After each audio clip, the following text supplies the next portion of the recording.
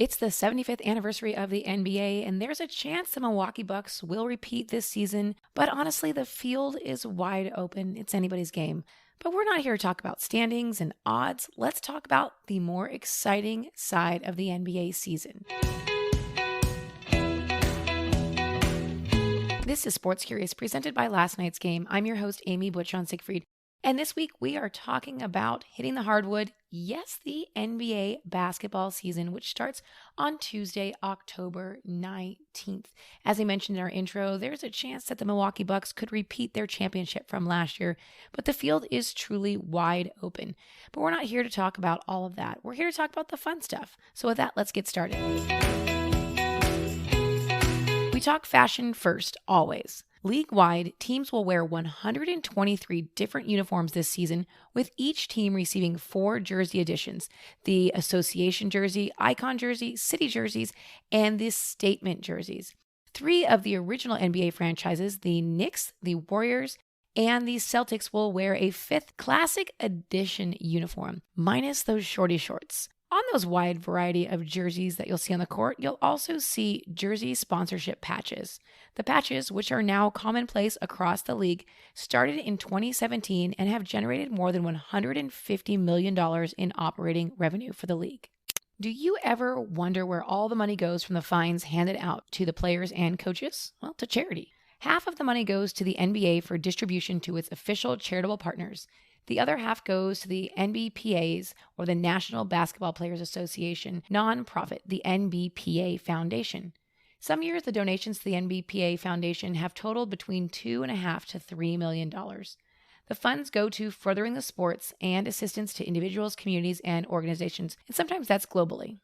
Old guys rule for now. Many of the familiar faces in the league, like LeBron James, who is 36, Chris Paul, who is also 36, and Dwight Howard, who is 35, are the oldest players in the league. Look for young players like Zion Williamson from the New Orleans Pelicans and Cade Cunningham from the Detroit Pistons to step into the spotlight this season. The Los Angeles Lakers, which James and Howard both play for, is the oldest team in the league with an average age of 30.4 years. The Oklahoma City Thunder is the youngest with an average age of 23.4 years. Look out, men, because the women are taking the court and technically they're in charge. Danielle Scott, the daughter of a college basketball official, becomes the 6th full-time female referee this season. That's the most women the NBA has ever had on staff at one time. Now, you can't talk about the season and not speak about COVID. The NBA is the last major professional sports league to emerge from COVID protocols and resume a regularly scheduled season. But city-imposed mandates will impact the game. In New York City, San Francisco, and Los Angeles, out-of-town teams are exempt from the vaccination mandate, but the home teams are not.